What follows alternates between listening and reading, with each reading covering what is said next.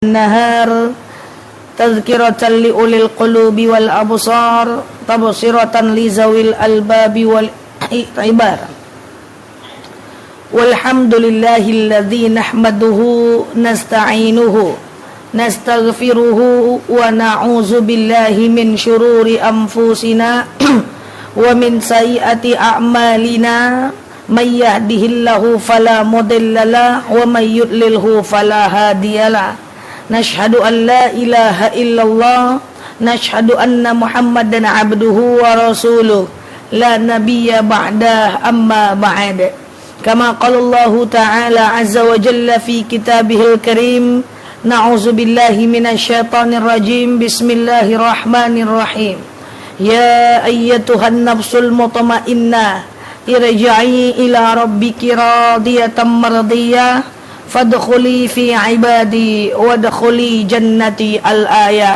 وكما قال نبينا محمد بن عبد الله من سلك طريقا يلتمس فيه علما سهل الله به طريقا إلى الجنة الحديث صدق الله العظيم. Ibu-ibu yang saya sayangi karena Allah, alhamdulillah Allah hadirkan kita dalam majelis ini. Sebagaimana biasanya kita berdoa kepada Allah, semoga siapapun kita yang hadir dalam majelis ini, insyaallah Allah sehatkan badan kita, Allah kuatkan jasad kita, Allah tambah ruh keimanan kita, Allah luaskan rezeki kita, Allah angkat segala masalah kita, Allah jauhkan kita dari orang-orang zalim, Allah matikan kita dalam keadaan husnul khatimah. Amin. Allahumma amin. Ibu-ibu semua sehat? Alhamdulillah. Selanjutnya innallaha wa malaikatahu yusalluna 'alan nabi ya ayyuhalladzina amanu sallu 'alaihi wa sallimu taslima. Salawat salam kita hadiahkan kepada baginda Rasulullah sallallahu alaihi wasallam dengan lafaz Allahumma salli ala Muhammad wa ala ali Muhammad. Bulan lalu kita telah membahas tentang keutamaan dan amal yang bisa kita lakukan di bulan Muharram, betul? Maka hari ini waktu yang singkat ini kita enggak panjang-panjang, sebentar saja. Semoga yang sebentar ini membawa nikmat paling banyak dalam kehidupan kita, insyaallah. Makanya pengajian itu kan enggak pernah lama-lama, Bu ya. Maka karena dia enggak pernah lama-lama, seperti tadi yang dibilang oleh Bu Devi, kita fokus sebentar, kita enggak bahas yang susah-susah, kita bahas yang gampang-gampang saja. Hari ini kita akan lanjutkan kajian dari bulan ke bulan kita, yaitu saya akan membahas tentang ciri manusia yang dirindukan oleh surga. Pengen masuk surga, Bu? Pengen ya? Maka kalau ada yang nanya kepada saya, Nel kamu pengennya apa? Aku pengen masuk surga. Udah, dunia ini mah gini-gini aja. Kita pengen jadi hamba Allah yang masuk ke dalam surga. Ya, surga itu adalah ghayah. Apa namanya? Ghayatul hayah. Dia adalah tujuan hidup. Banyak orang ngomong gini ke saya, enggak boleh Nel. Maka kita itu enggak boleh pengen masuk surga. Bolehnya mengharap ridho Allah. Masuk surga enggak boleh katanya. Jadi kalau kita udah mengharap ridho Allah, nanti lama-lama kita masuk surga. Enggak boleh tuh. Kita itu harus ibadah mengharapkan ridho Allah, bukan pengen masuk surga, katanya gitu. Salah. Kita boleh kok mengharapkan surga dalam ibadah. Bahkan itu adalah bukti di mana para sahabat Rasulullah menampakkan model surga. Ya, tajri al-jannati tajri tahti al-jannati tajri min tahtihal anhar. Surga itu di bawahnya ada sungai-sungai yang mengalir. Rasul sering kok mengiming-imingi para sahabat dengan surga. Jadi kalau ada yang bilang logika-logikaan, enggak boleh Nel, kita harus mengharap ridho Allah, kalau dari ridho Allah pasti masuk surga. Keliru. Boleh kok kita mengharap ridho Allah, dan benar kok kita mengharap surga. Boleh, enggak ada masalah. Faktanya Rasulullah itu sering mengiming-imingi para sahabat dengan surga. Mau masuk surga enggak? Mau masuk surga enggak? Loh kan enggak karena Allah Nel, enggak apa-apa. Ya, bahwa Rasulullah itu sering menakut-nakuti sahabat itu dengan neraka. Loh, kita ibadah karena takut neraka, bukan karena ridho Allah. Enggak apa-apa. Ibadah karena takut neraka boleh. Ibadah karena rindu dengan surga boleh. Ibadah karena mengharapkan ridho Allah juga boleh. Ya, jadi jangan kita terjebak dengan logika-logika yang seperti itu. Bahkan begini, boleh enggak kita ibadah? Boleh enggak kita ibadah, kita zikir, kita baca Quran misalnya agar kita mendapatkan hati yang tenang? Boleh aja, tapi tetap niatnya untuk Allah. Ya, jadi jangan sampai kita itu terjebak, karena para sahabat pun sering diiming-imingi bentuk surga supaya dia pengen masuk surga. Cuman bentuk surga tuh kayak gimana? Ya, di dalam kaidah Al-Qur'an dia cuman majazi. Kenapa dalam Quran dikatakan surga itu ada tajri min tahtihal anhar, di bawahnya ada sungai-sungai yang mengalir? Karena pada masa Quran itu turun di Arab, situasi sangat kering kerontang. Ya, asbabun nuzul ayat itu adalah pada situasi geografis yang itu sangat kering kerontang, sehingga yang terjadi adalah Rasul mengabarkan surga seperti itu. Tapi pada faktanya gambaran surga adalah sesuai dengan yang kita mau. Paham ya? Nah, siapakah orang-orang yang dirindukan oleh surga? Yang dia bukan pengen masuk surga, tapi surga yang pengen sama dia. Yang pertama adalah orang yang memberi makan orang yang kelaparan. Nah, ada hal yang menarik dari sini. Tut'imut ta'am, untuk orang-orang miskin, memberi makan orang-orang miskin. Apa itu miskin? Miskin adalah uangnya ada, tetapi nggak cukup uangnya. Dapat tanggal 1, tanggal 17 masih bersisa. Coba deh kita pandai-pandai, kita scan, kita lihat sekeliling kita, siapa orang-orang miskin, dan kita dianjurkan tut'imut ta'am, memberi makan kepadanya, walaupun satu kali kenyang saja. Satu kali kenyang ya palingan cuma 20.000, 30.000, satu kali kenyang saja, maka kita termasuk hamba yang dirindukan oleh surga. Mafhum mukhalafah dalam hadis ini adalah betapa ringannya surga kalau kita mau memberi makan orang yang susah. Nah, pertanyaannya adalah memberi makan orang yang susah saja itu masuk surga loh, dirindukan surga loh. Gimana kalau memberi hadiah orang yang mampu? Tentu lebih dirindukan lagi. Paham ya? Loh, ya iya dong. Ya iya dong. Ini ada orang susah, memang susah, dia layak untuk kita berikan. Kita kasih dia nasi bungkus, kita kasih dia pecel lele, kita kasih dia uang. Ini ada uang nih, sesekali dia makan enak. Atau kita antarkan ke rumahnya makanan, sesekali dia makan enak. Surga merindukan kita, ya toh? Apalagi ketika kita memberi hadiah orang yang mampu, jauh di atas itu lagi. Iya, memberi hadiah itu dalam arti kata bahasa ibunya mentraktir teman, memberikan hadiah. Pulang dari mana nih ada oleh-oleh, pulang dari mana ini ada hadiah. Aku ada kerudung lo cantik, aku beliin ini buat kamu. Iya, ada mukena cantik loh, aku beliin ini buat kamu. Kamu cocok lah pakai ini. Itu lebih dirindukan lagi, karena memberi makan orang yang membutuhkan saja itu memberi makan orang yang membutuhkan saja dirindukan oleh surga. Apalagi yang di atas itu. Itu makna di balik hadis, itu makna di balik ayat yang kalau kita lihat itu luar biasa. Maka rajin-rajinlah membeli hadiah. Hadiah ini dalam kondisi sedekah hadiah, bukan hanya dihitung dari bendanya, tetapi hal yang menyenangkan hati orang lain itu bagian dari sedekah. Ada orang yang sedang sedih, kita dengarkan, kemudian kita keluarkan dia dari masalah, mu'alajah muskilah. Itu juga bagian dari sedekah. Yang orang susah aja kita kasih makan, itu masuk surga, apalagi membahagiakan orang yang tidak susah. Coba. Tapi kalau kita beri itu jadi mudarat bagi kita kasih itu, dia udah punya banyak terus kita kasih yang salah lala atau apa gitu kan, kalau untuk tak pakai malah mubazir itu gimana? Oke. Satu lagi saudara sama ini.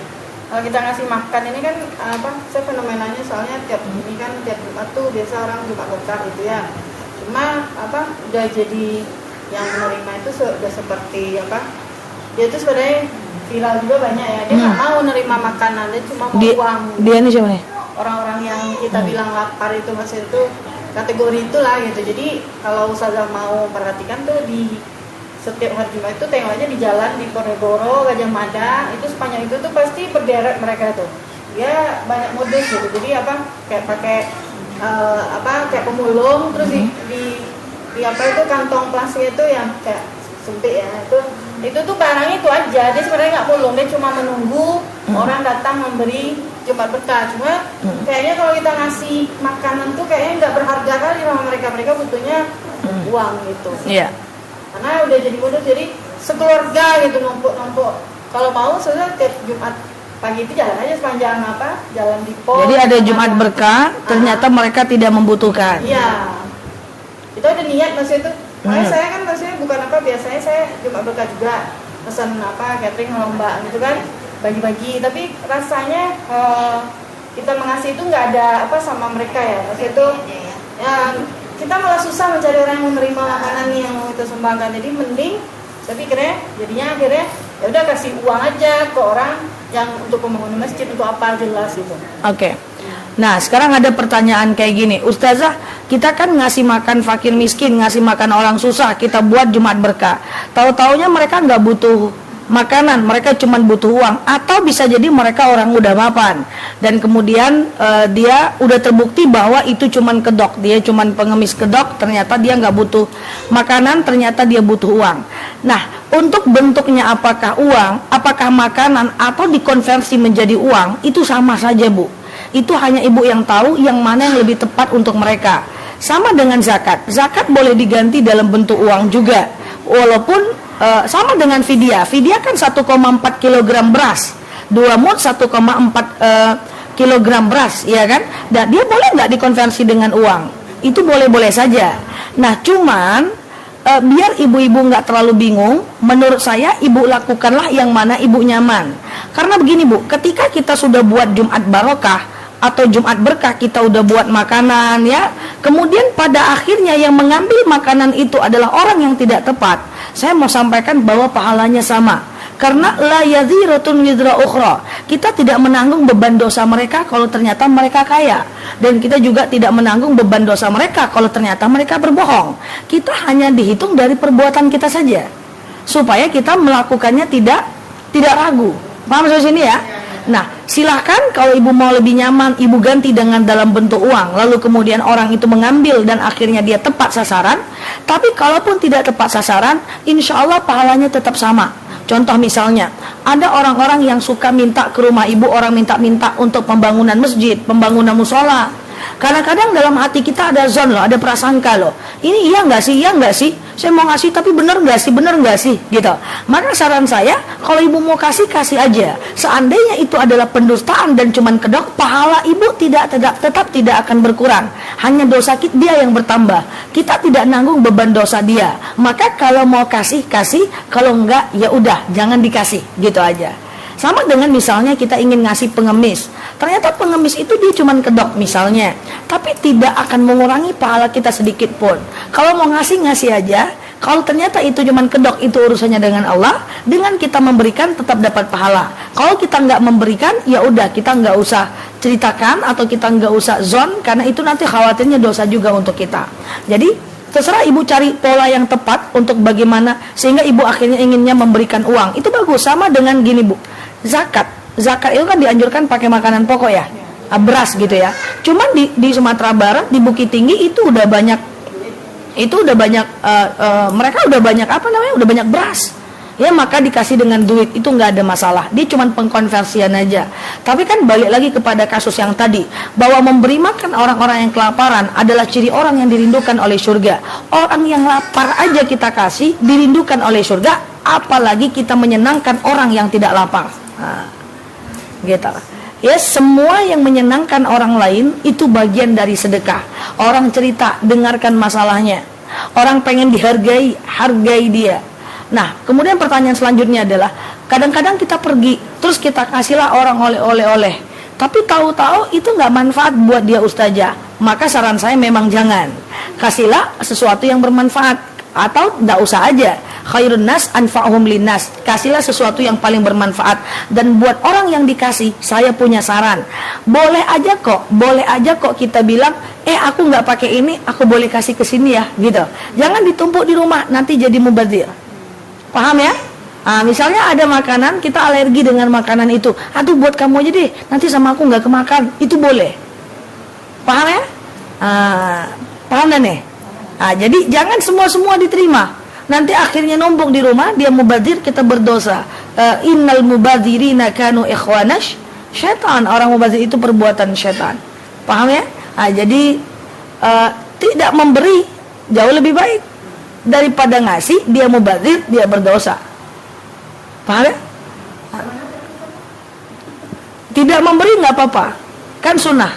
Daripada kita memberi sesuatu yang pada akhirnya ternyata dia tidak perlukan, gak dia pakai, akhirnya kebuang juga buat dia. Atau barang yang kita beli itu, mau kasih itu, cari orang yang suka, yang kira-kira cocok. walaupun kira-kira nggak apa-apa, ya. Karena gini, kita banyak fenomena ya, terutama di Pekanbaru ini yang katanya susah sekali mencari orang susah kali ya, mencari orang yang kelaparan tuh susah. Mencari orang yang kelaparan tuh susah katanya gitu ya. Itu kan fenomena ya, karena kita mungkin di kota yang sudah sangat berkembang gitu ya. Maka itu tadi, makanya mafhum mukhalafahnya adalah memberi makan orang susah aja dirindukan oleh surga, apalagi ngasih yang tidak susah, kan ibaratnya kayak gitu. Paham ya? Makanya saya sering sampaikan kepada jemaah, kalau mau ngasih orang, jangan dari hal yang besar-besar, kasih hal yang kecil-kecil aja tapi sering. Iya, kecil-kecil aja tapi sering. Tapi jangan terlalu kecil pula, kayak kata Pak Ustadz, kalau seandainya masak selebihkan kuahnya pula yang dikasih. Jangan kayak gitu kali ya kan. Jadi supaya dia lebih bermanfaat, kasih sedikit tapi sering. Ya, ibu beli nasi bungkus, kasih tetangga, ajak tetangga makan ke rumah. Woi, aku beli nasi bungkus, makan yuk, makan bareng-bareng, supaya dia menjadi istiqomah. Atau bisa aja ibu jadwalkan 2 bulan 1 kali, 1 bulan sekali, 1 bulan 2 kali, untuk memberi makan teman-teman atau siapapun saudara yang jarang makan di luar misalnya. Nah, itu hal kecil loh. Ternyata surga itu tiketnya kan nggak terlalu mahal kan. Sesuatu yang bisa dikejar. Memberi makan orang yang kelaparan, itu apa sih maksud Allah? Artinya kalau orang kelaparan yang kalian kasih, kata Allah, maka dia jauh lebih mensyukuri apa yang kalian kasih walaupun kecil. Itu loh maksudnya. Mudah. Beda kalau dalam hadis itu dijelaskan, syarat masuk surga menyenangkan hati orang-orang kaya. Oh, langsung pening kepala kita. Langsung pening kepala. Gimana menyenangkan hati orang kaya? Luar biasa, Islam ini luar biasa sekali. Ya, kalau saya baca ya kitab-kitab hadis memberi makan orang kelaparan, oh segampang ini ya. Orang kelaparan dikasih apapun bersyukur, Besti. Bener gak ya? Bener. Kelaparan dikasih apapun bersyukur. Karena bahagia buat orang yang kelaparan itu sangat mudah. Saya pikir-pikir ya, saya itu kan pemikir ya. Kalau baca kitab itu saya mikir balik di makna di balik konteksnya. Wah, gimana kalau Allah bilang ngasih makan, menyenangkan hati orang kaya itu adalah jalan masuk surga. Oh ya, berat beban kita nih. Tapi ternyata masuk surga itu mudah saja. Dia memang pakai tiket, tapi tiketnya itu murah saja, asal kita mau saja. Ya, makanya tadi saya bilang jangan sering-sering, yang penting dilakukan. Memberi makan orang yang kelaparan. Oke? Clear? Clear. Berarti kalau menyenangkan hati orang kaya bisa juga masuk surga? Bisa. Jangan ngasih nyari orang susah ya, ujung-ujungnya nggak jadi sedekah. Orang susah-susah dicari ya, apalagi di kota-kota.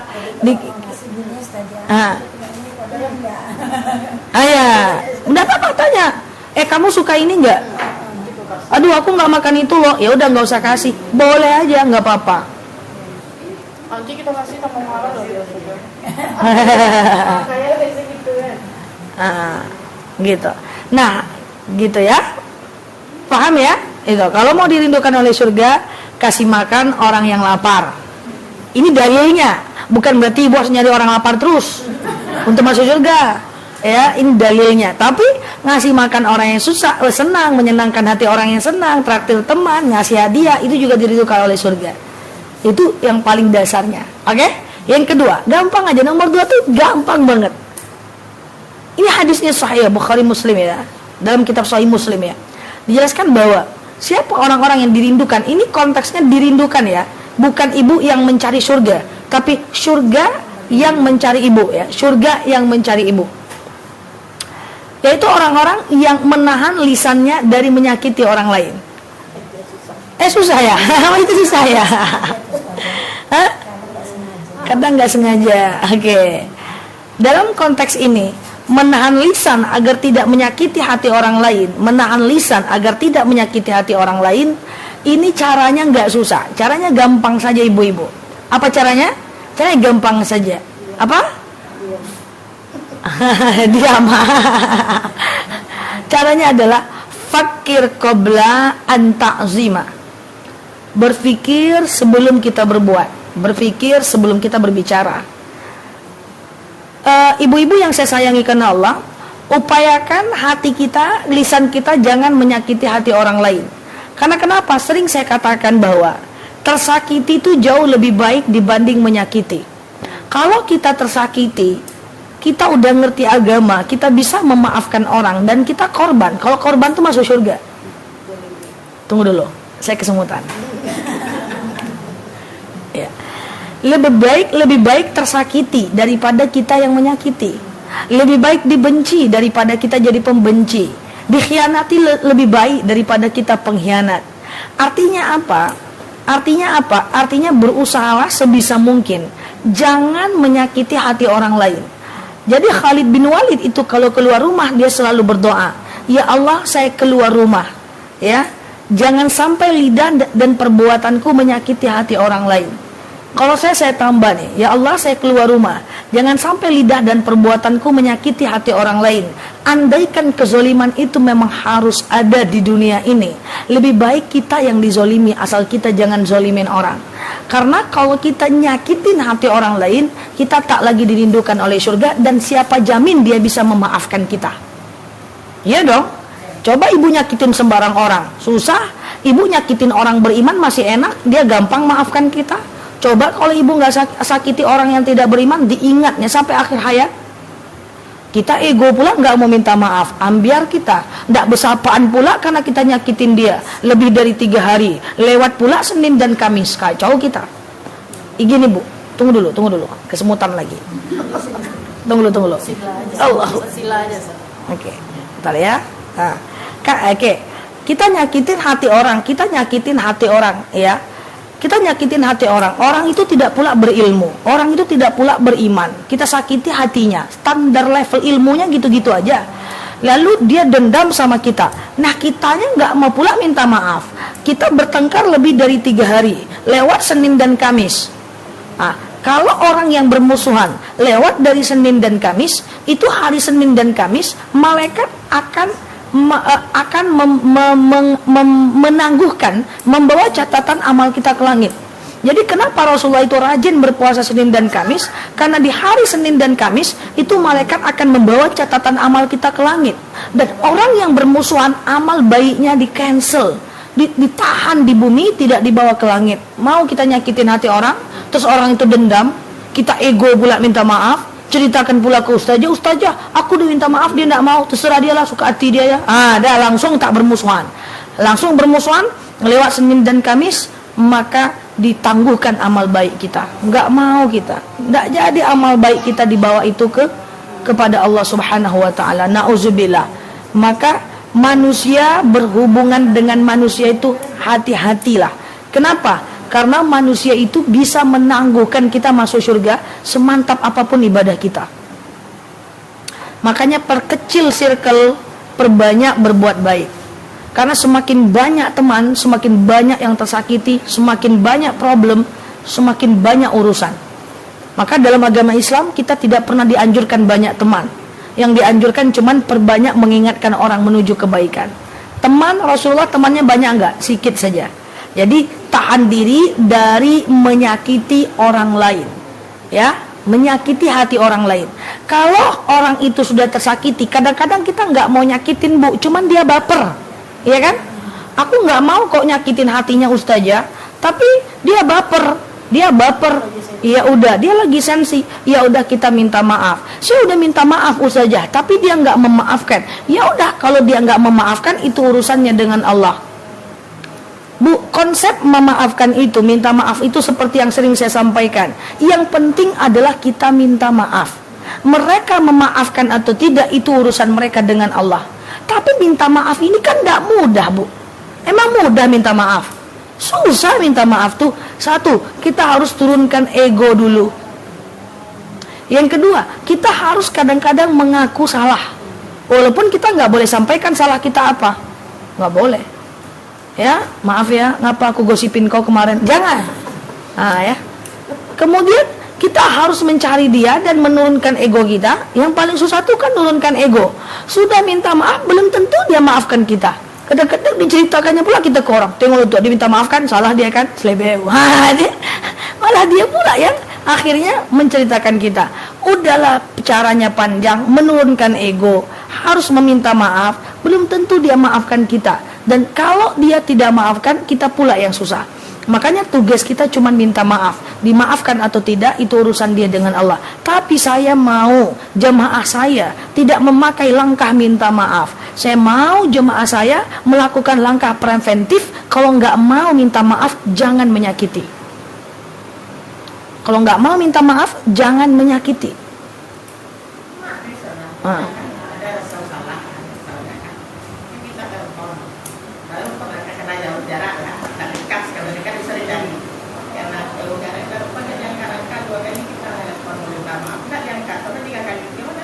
Ya, Ustazah, saya ada perasaan gak enak nih sama orang gitu ya. Kayaknya saya nyakitin hatinya, saya telepon gak diangkat. Terus kita bilang gak usah minta maaf, jangan. Cari cara biar dia tahu kita minta maaf, dibalas atau tidak nanti, entah dengan chatting, entah melalui orang lain, entah dengan inbox. Dah, setelah kita minta maaf, ya udah, nanti udah urusan dia dengan Allah. Selesai aja kita minta maaf, aman Bu, nggak ada masalah. Selesai kita minta maaf, aman. Makanya kan hampir setiap ceramah saya bilang sama jamaah, mungkin yang sudah berkali-kali dengar tuh udah penat ya, bahwa jangan nyakitin hati orang lain, kurangi marah-marah. Ya udah itu aja, gampang ya. Kurangi marah-marah. Karena kalau ibu terlalu sering marah, terlalu sering nyakitin orang lain, itu surga nggak bakal mau sama kita. Marah-marah tuh ruginya banyak, untungnya tipis. Untung tipis. Kalau ada untungnya sedikit mau juga saya. Untung tipis, rugi banyak. Tensi naik. Awak aja berkerut, cobalah. Kan kemarin apa kan? Apa kata saya? Sekali kita marah 27.000 sel saraf kita putus. Ketika kita marah fokus kita berkurang. Ketika kita marah dada kita sesak. Ketika kita marah adrenalin kita gonjang-ganjing. Udah gitu apakah ketika kita marah orang berubah? Enggak ada orang berubah. Yang ada dia marah balik. Apakah ketika kita marah orang berubah? Enggak, dia cuma dapat sakit hati, dia nggak ngerti informasinya. Pernah ya ibu diajar oleh guru yang marah-marah, malah ibu nggak ngerti. Bapak ini apa marah-marah aja, dia nggak ngerti apa yang dia sampaikan. Karena teringat itu cuma marahnya aja. Jadi ketika ibu marah-marah, jangan harap anak itu akan dengar apa yang ibu bilang. Dia cuma dapat sakit hati, dia nggak ngerti informasi. Karena orang yang dimarahi itu adrenalinnya nggak stabil. Sehingga yang dia mainkan cuma perasaan, dia nggak mainkan lagi akal. Maka jangan berharap dakwahnya atau jangan berharap orang berubah kalau dimarahi. Tapi coba ibu nggak marah-marah, sekali ibu marah maknyus, mantap. Ibu nggak marah-marah, sekali ibu ngegas sedikit, orang udah tahu ibu salah, orang udah tahu ibu nggak suka, orang berhenti, kan enak. Pada ibu marah-marah terus pagi siang malam yang ada anak ibu ngomong nih ibu kali. Slow lah mah tadi ya. Santuy lah tadi ya. Lawan karena udah dosisnya udah terlalu tinggi. Dosisnya udah terlalu tinggi. Ya, kenapa banyak anak lebih mendengar bapaknya dibanding mendengar ibunya? Karena ibunya udah terlalu sering ngomong. Nggak hot lagi. Ngomong terus. Ya, sehingga apa yang dibilang oleh emaknya nggak hot. Ketika bapaknya cuma batuk doang, jangan gitu. Dia berhenti. Langsung mamanya bilang, kalau bapak kau ngomong kau dengar ya. Mana kau dengar ya? Mak tuh terlalu banyak ngomong.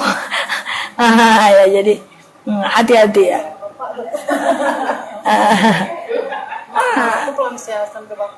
Pelampiasan ke bapak. Udah banyak ustazah anak saya itu lebih patuh sama emaknya dibanding sama bapaknya dibanding sama saya. Ibu sering ngomong nggak? Tiap hari saja marah-marah 3 kali sehari. Ya patut lah.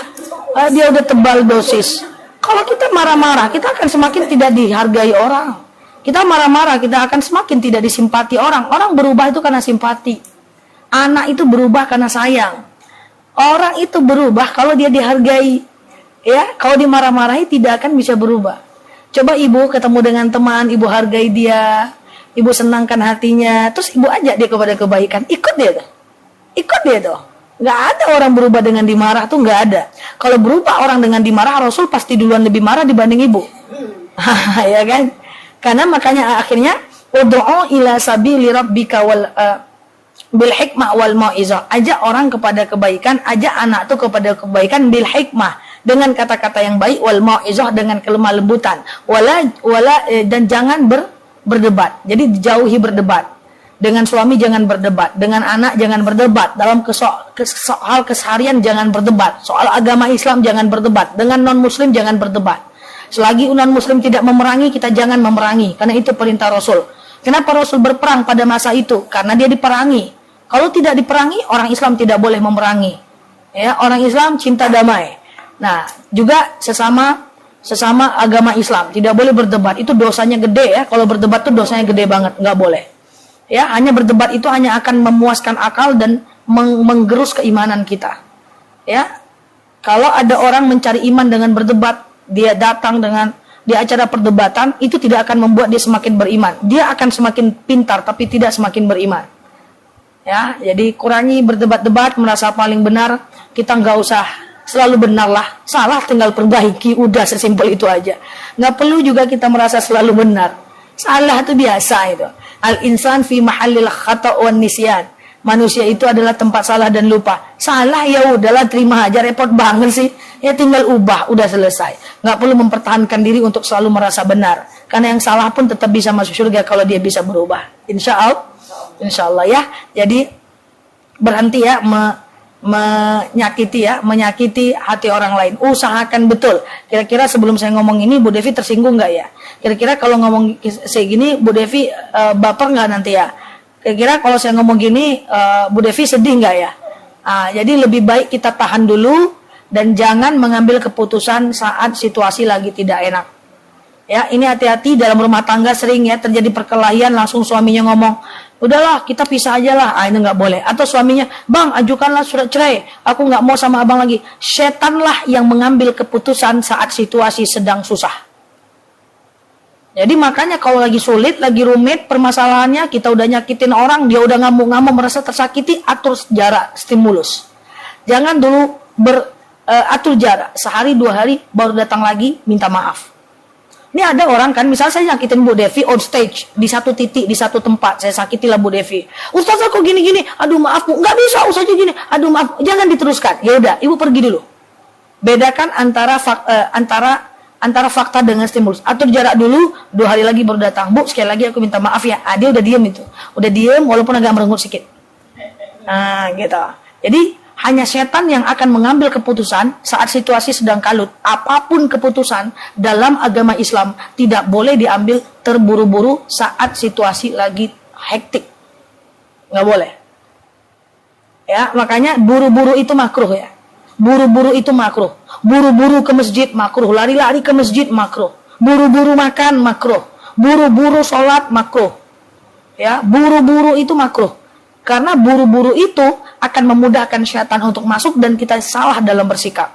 Saya sering dalam keputusan apapun, baik dalam pekerjaan, di dunia kampus, pekerjaan apapun. Gimana Ustazah keputusannya? Gimana? Aduh, sebentar ya Pak, kasih saya waktu 1 hari aja.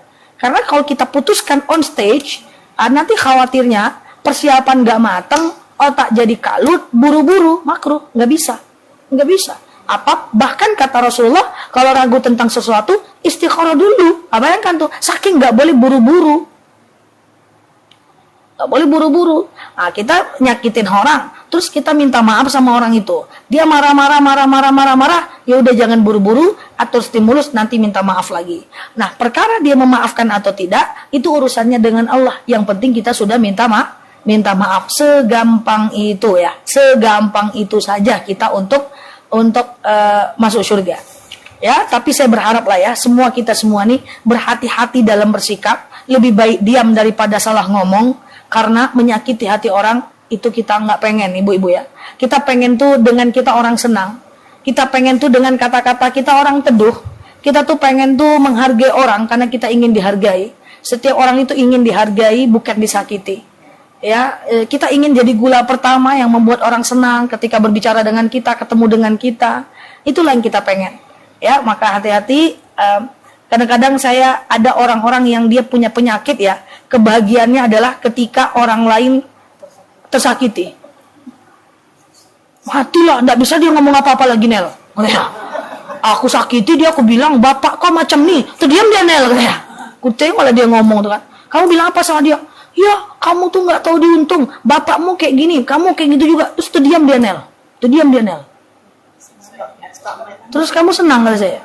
Iya dong, aku menang. Ya Allah, ya Tuhan. Bisa loh orang bahagia nyakitin orang. Itu luar biasa itu. Luar biasa itu. Aku sekakmat dia, Nel. Apa namanya sekakmat bodes? Wah, kulawan dia. Aku ngomong gini. Cuk. kau ya, kau tuh begini-begini. Oh, terdiam dia Nel, terdiam dengan dia, menang aku Nel. Ceritanya ke saya, salah alamat. Saya bilang, kok nyakitin hati orang bahagia ya? Kamu tuh salah gede loh. Nyakiti hati orang itu bukan tanda kamu harusnya bahagia. Surga jauh dari orang yang nyakitin. Paham ya? Nah, jadi kadang-kadang apa ya, standar nih nggak jelas manusia Indonesia Raya ini. Nggak jelas standarnya. Jadi senanglah kalau kita nyenangin hati orang. Jangan ketika skakmat itu kita senang gitu ya. Nah ini ada kasus ya, beberapa waktu yang lalu, saya nggak tahu lah ya, di beberapa tempat lah ya. Nggak di sini ya, di mana lah ya. Permasalahan kucing, di saat tetangga ada kucing, ada orang suka kasih makan kucing. Ya, lalu kemudian kucingnya ini puplah di tempat rumah si Fulan ini. Dia ngomong lah, kalau nanti dia bukan itu kucing dia, Deng. Kalau kucing kamu nanti lagi pup di rumahku, katanya kayak gitu kan. Kamu yang bersihkan ya, kata dia. Oh iya maaf, kata teman, kata si yang punya kucing, ya maaf gitu. Rupanya pup juga dia. Si kucing itu, tak kucing liar, tak kucing apa, Allahu a'lam bishawab. Saya nggak tahu detail ceritanya. Sini kamu deh, bersihkan itu. Tegak dia, kawannya yang bersihkan, membuang itu. Cerita dia ke saya. Berhasil aku Nel, dia yang bersihkan. Rasai dia, senang dia bercerita. Menyakiti orang senang. Itu kan dahsyat. Jadi kita nih kadang nggak punya standar kebahagiaan yang benar gitu loh. Nyakitin orang, membuat orang susah itu kita senang. Tengoklah Nel, kulawan dia. Suamiku tadi gini Nel, kulawan dia, mati dia. Nggak bisa dia ngomong apa-apa lagi gitu ya. Senang dia. Senang. Padahal itu standar neraka. Kalau standar masuk surga, jangan nyakiti hati orang lain. Back to standar. Makanya wajar ada dalil wa asa an takrahu syai'an wa syarrul lakum wa asa an tuhibbu syai'an wa asa an terbalik wa asa an takrahu syai'an wa huwa khairul lakum wa asa an tuhibbu syai'an wa huwa khairul lakum. Bisa jadi Bu, yang baik menurut kita, menyenangkan hati kita, itu akan Allah tidak suka, dan bisa jadi yang kita tak suka itulah yang Allah suka. Sabar itu sakit. Sabar terus ya aku, sakit, tapi itu yang Allah suka. Tenang ketika disakiti itu sakit. Nggak suka aku, masa aku disakitin terus. Tapi kita tenang, itu yang Allah suka. Makanya pakai kacamata tuh kacamata Allah, jangan pakai kacamata kita. Dia masa aku dizolimin terus sih, nggak enak banget sih, aku nggak suka. Ya ibu nggak suka, tapi Allah suka. Karena dengan ibu dizolimi, ibu bersabar, ibu naik tingkat, itu yang Allah suka. Udahlah, kerjakan aja apa yang Allah suka. Masa aku dibikin sedih terus, itu yang Allah suka. Nggak apa-apa ibu dibikin sedih daripada ibu bikin orang sedih. Kalau ibu yang menyakitin orang, ibu yang bikin orang sedih, ibu yang zolimin orang, ibu yang buat orang sakit hati, Allah tak suka. Ibu mau mana? Nah, jadi pakailah segala sesuatu dengan kacamata Allah. Sampai nanti ibu kalau dizolimi, disakiti, ibu bisa ngomong, ya Allah, kalau engkau takkan suka, kalau engkau suka aku lawan, aku lawan.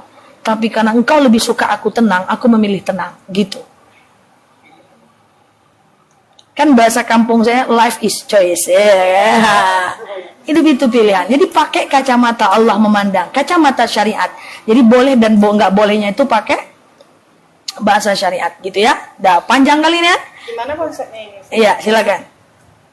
Orang yang merasa dia lebih beriman daripada kita gitu. Terus dia ngata-ngatain orang, maksudnya itu sebenarnya nyindir kita gitu kan. Mengata-ngatain orang dengan apa? Pokoknya bahasanya udah yang bahasa parah kali gitu keluarnya gitu. Itu bukan beriman itu. Nah, dia merasa dia dia beriman. Saya gitu. Terus habis itu karena dia merasa orang yang dimarahin dia ini bergantung ke dia karena dia sebagai donatur gitu. Tiba-tiba setelah itu dia biasa aja gitu karena mungkin udah tenang, otaknya udah apa, habis itu besoknya dia biasa lagi. Udah ingat dia udah keluar, udah nyakitin orang apa gitu kan. Iya. Tapi sama saya, maksudnya saya kesal gitu kan, maksudnya saya sebenarnya gitu kan. Jadi gimana saya harus bersikap gitu. Terus habis itu apa karena orang Indonesia suka pemaaf ya atau suka lupa, jadi dia udah kayak gitu, nanti dia lupa, dia baik lagi, nanti dia nggak enak lagi, dia marah-marah lagi ya kan. Maksudnya itu mungkin pelampiasan dendamnya sama orang itu. Betul, gitu. betul. Kayak gitu.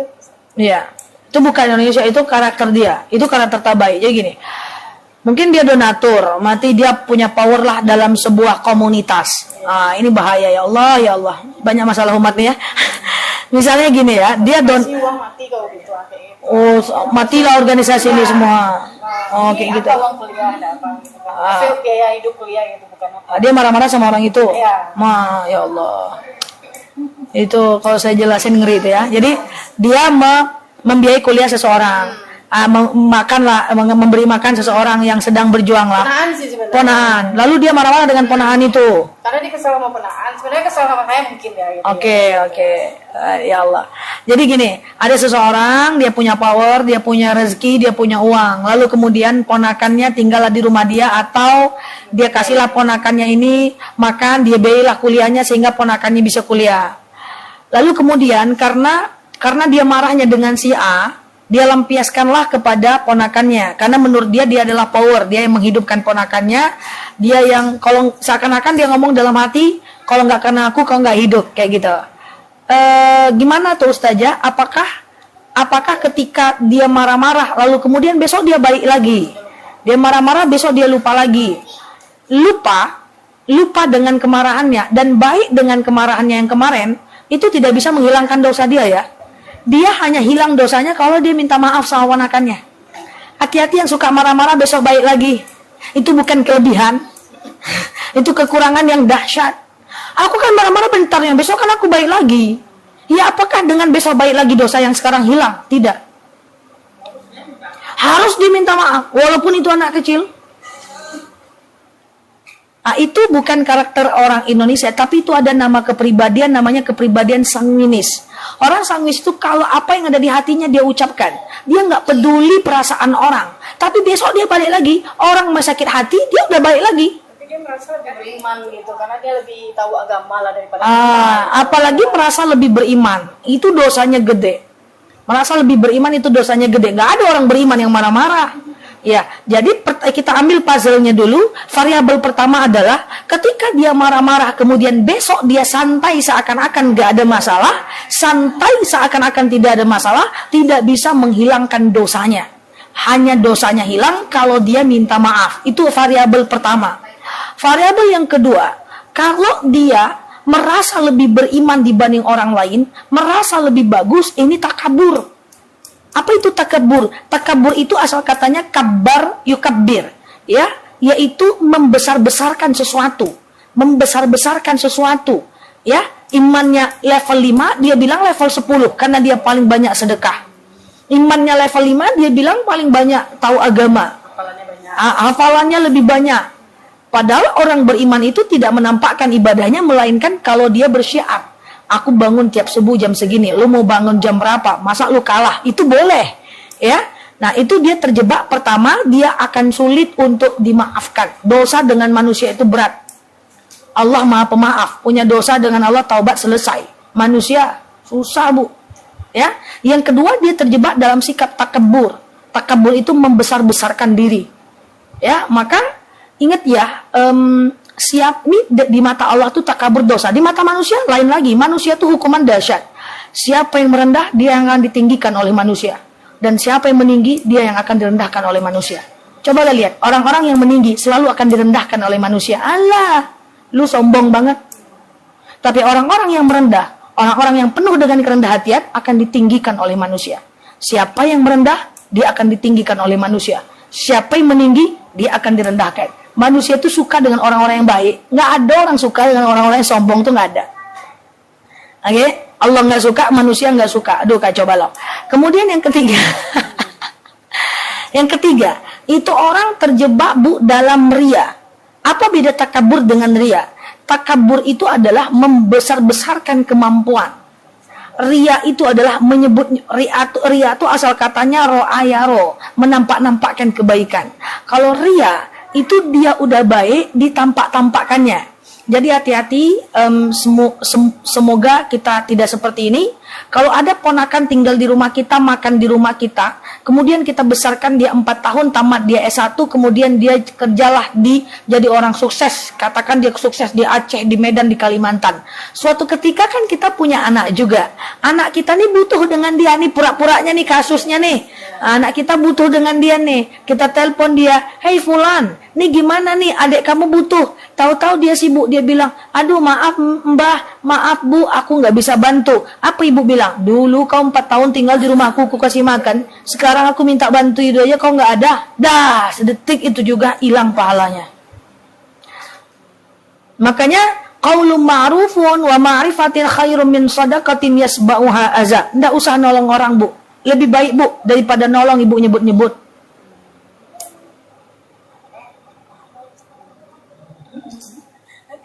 Saya tolong Bu Devi, saya tolong.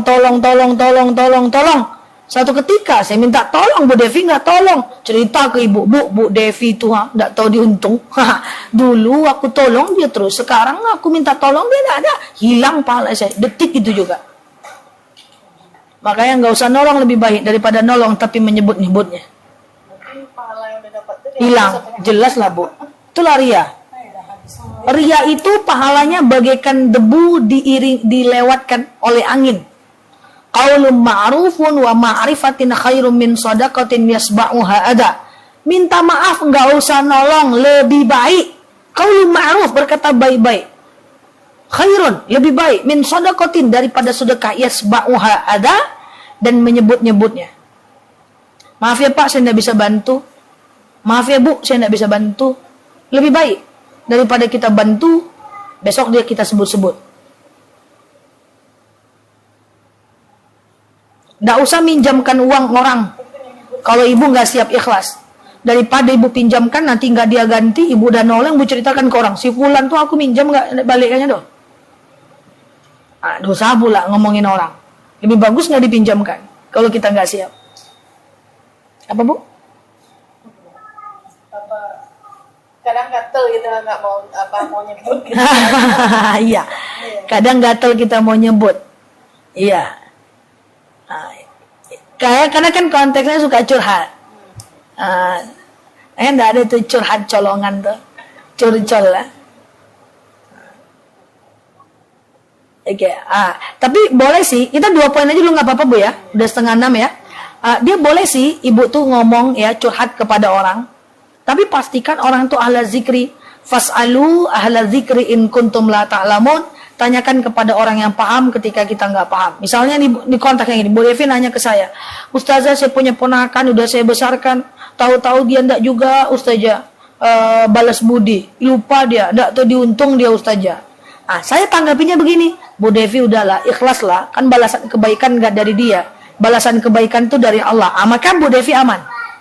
Dia nggak terjebak dengan ria karena udah saya kasih antivirusnya. Itulah keuntungan cerita itu dengan orang yang tepat aja. Bu Devi ingin gosip, bisa nggak jadi gosip kalau ceritanya dengan orang yang tepat. Contoh, saya pengen gosip, saya cerita ke Bu Devi.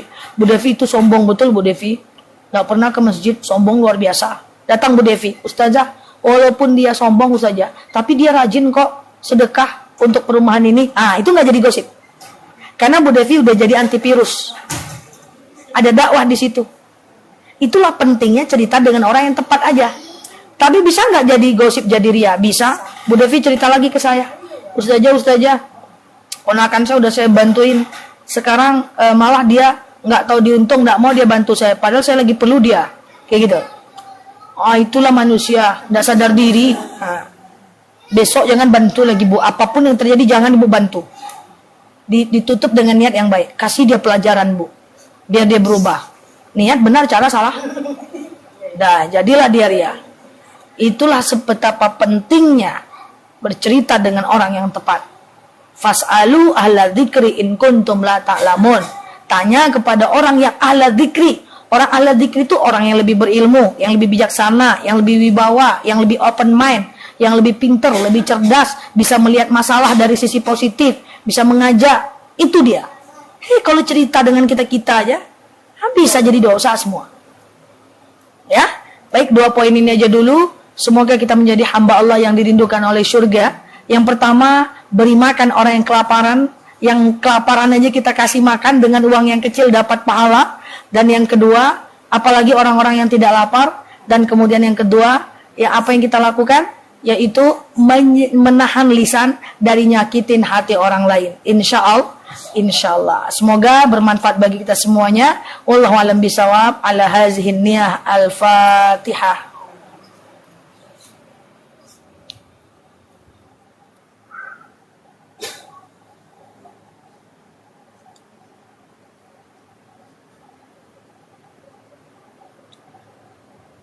Amin ya Allah, amin ya Rahman, amin amin ya mujibah sa'ilin. Allahumma salli ala Muhammad wa ala ali Muhammad. Allahumma inna nas'aluka ridhaka wal jannah, na'udzubika min sakhatika wan nar. Allahumma inna nas'aluka salamatan fi dinina, afiyatan fi jasadina, ziyadatan fi ilmina, barakatan fi rizqina, tawbatan qabla al-maut, rahmatan indal maut, maghfiratan ba'dal maut. Allahumma hawwina alaina fi sakaratil maut, najatan minan nari wal afwa indal hisab. Allahumma antas salam minkas salam wa ilaika ya'udus salam. Hayyina Rabbana bisalam wa dakhilna al-jannata dara salam. Tabarakta Rabbana wa ta'alita ya hazal jalali wal ikram. Allahumma inna na'udzubika minal hammi wal hazan, na'udzubika minal ajzi wal kasal, na'udzubika minal jubni wal bukhli, na'udzubika min ghalabati dani wa qahari rijal. Allahumma yassir alaina umurana wa la tu'assir alaina umurana ya rabbal alamin. Allahumma in kana rizquna fis sama fa anzilhu, wa in kana rizquna fil ardi fa akhrijhu, wa in kana rizquna ba'idan fa qaribhu, wa in kana rizquna haraman fa tahhirhu, wa in kana qalilan fa kathirhu, wa in kana katsiran fa katsirhu ya rabbal alamin. Allahumma yassir alaina umurana wa la tu'assir alaina umurana ya rabbal alamin. Allahumma khususan ila hadhil jamaah, Allahumma anzil rahmataka wa maghfirataka wa salamuka wa barakatuka sihataka ilaina ya rabbal alamin. Allahumma khususan ila